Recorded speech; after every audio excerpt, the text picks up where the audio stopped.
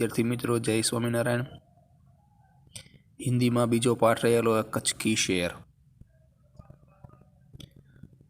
कच्छ की शेर, शेर एटले के प्रवास, कच्छनो प्रवास, कच्छनी यात्रा। तो आ पाठना लेखक रहेला छे हरेश धोलकिया। तो अपने पाठ ने विस्तरण थी समझिए। विशाल भारत में अनेक दर्शनीय प्रांत है। विशाल भारत में अनेक एटले के घणा बधा दर्शनीय प्रांत है। दर्शनीय एटले दर्शन करवा लायक, प्रांत एटले प्रदेश।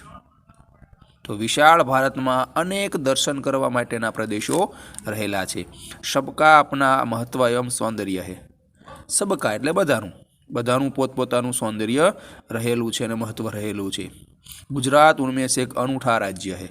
भारत में गुजरात एक अलग प्रकारनुं, अनोखा एटले अनूठा एटले अनोखा, जुदा ज प्रकारनुं एक राज्य रहेलुं छे। गुजरात का एक विशिष्ट जिल्ला है कच्छ। एमां ते गुजरातनो विशिष्ट जिल्लो रहेलो छे कच्छ। कच्छ जिल्लो एवो छे ते विस्तारनी दृष्टिए गुजरातनो मोटामां मोटो जिल्लो रहेलो छे। कच्छ विस्तारनी दृष्टिए एक मोटामां मोटो जिल्लो रहेलो छे, जो गुजरात का अत्यंत रमणीय प्रदेश है। अने ते गुजरातनुं एकदम रमणीय एटले के जोवालायक, माणवालायक प्राचीन कालनुं आ राज्य रहेलुं छे। गुजरात के लिए कच्छ आकर्षण का केंद्र है। एमां गुजरात माटे कच्छ एक आकर्षणनुं केंद्र रहेलुं छे।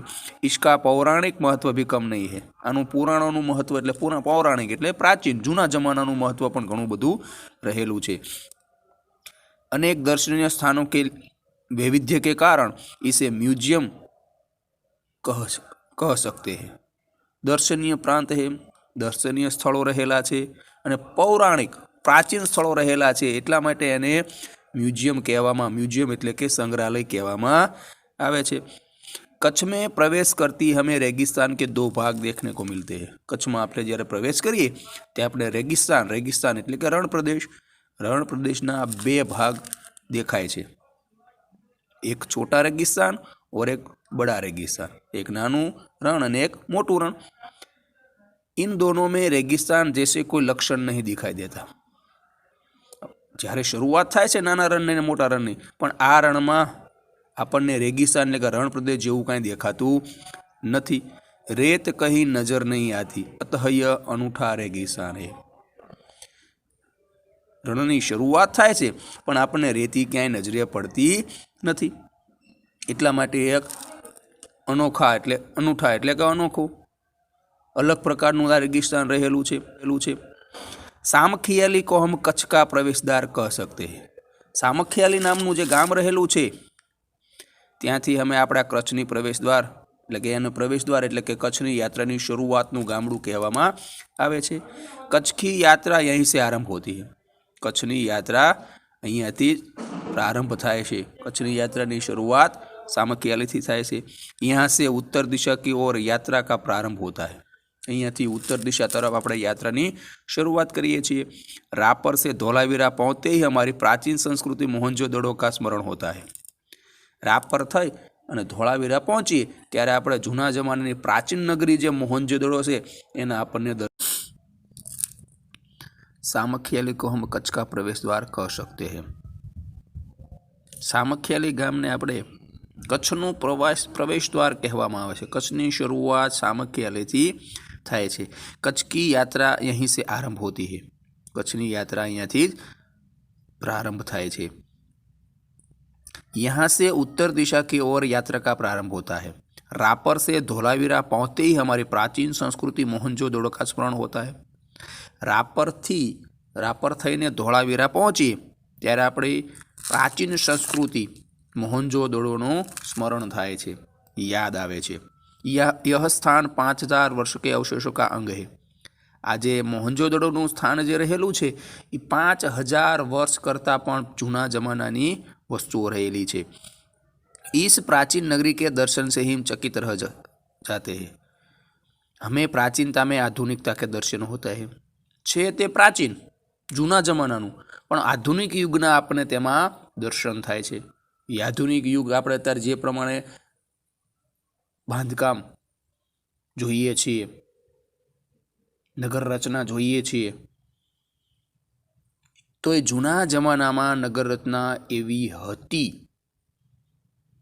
જે અત્યારે આપણે નગરરચના કરીએ છીએ એવી નગરરચના જૂના જમાનામાં હતી। એટલે કહેવામાં આવે છે कि हमें प्राचीनता में आधुनिकता के दर्शन होते हैं। सामख्याल से पश्चिम की यात्रा करते बचाव नजर आता है। सामख्याल थी पश्चिमની યાત્રા प्रारंभ करता अपने बचाव नजर पड़े છે। जो बड़ा गांव है जैसे एक नगर, ते छे मोटू गाम लागे छे मोटू नगर। यहाँ से गांधीधाम औद्योगिक कारखानों का शहर है। यहाँ थी गांधीधाम से औद्योगिक माटेना मोटा मोटा कारखानों शहर रहेलू छे। यहाँ सिंधी प्रजा पाकिस्तान से आकर स्थायी हुई है। यहाँ सिंधी प्रजा रहेली छे, पाकिस्तान मांथी आवीने स्थायी रहेली थई छे। गांधीधाम आदिपुर तथा गोपालपुरी औद्योगिक कारण विकसित हुए दिखाई देते हैं। गांधीधाम आदिपुर गोपालपुरी अहींया मोटा मोटा कारखानों रहेला छे, तेनो विकास खूब झड़पथी थयेलो लागे छे। आदिपुर में गांधी स्मृति तथा पास ही कंडला बंदर का बड़ा महत्व है। आदिपुर में गांधी स्मृति रहेली छे अने पासे कंडला बंदर रहेलू छे, एटला माटे एनुं खूब ज महत्व वधारे पड़तुं रहेलू छे। कंडला का विकास यहाँ की प्रजा के लिए महत्वपूर्ण है। कंडला बंदरनो विकास थयो एटला माटे त्यानी प्रजा माटे खूब ज महत्वनुं ते बंदर रहेलू छे। कंडला में दक्षिण की ओर भद्रेश्वर अति प्राचीन जैन यात्रा धाम है। कंडला थी दक्षिणनी तरफ भद्रेश्वर अति प्राचीन, खूब ज प्राचीन, प्राचीन एटले जूना जमानानुं आ जैन यात्राधाम रहेलू छे। जैन लोकोनुं, वाणिया लोकोनुं यात्राधाम रहेलू छे। संगे मरमर से बना 2500 वर्ष पुराना जिनालय भूकंप से खंडित हुआ। संगे मरमर थी बनेलू, आरस थी बनेलू 2500 वर्ष जूनू 2001 ना भूकंप में खंडित थाय छे। इनके पुनः निर्माण का कार्य जोरों से चल रहा है। आ मंदिर ने पुनः निर्माण फरीथी ऊभું કરવું છે।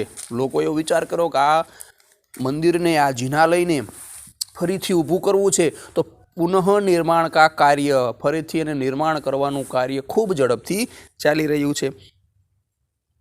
इसे आधुनिकता का स्पर्श मिला है। તેને આધુનિકતાનો સ્પર્શ મળેલો છે। નવી ટેકનોલોજીથી એને ઊભું કરવામાં આવે છે। मुंद्रा शहर तहसील मुख्यालय भी है।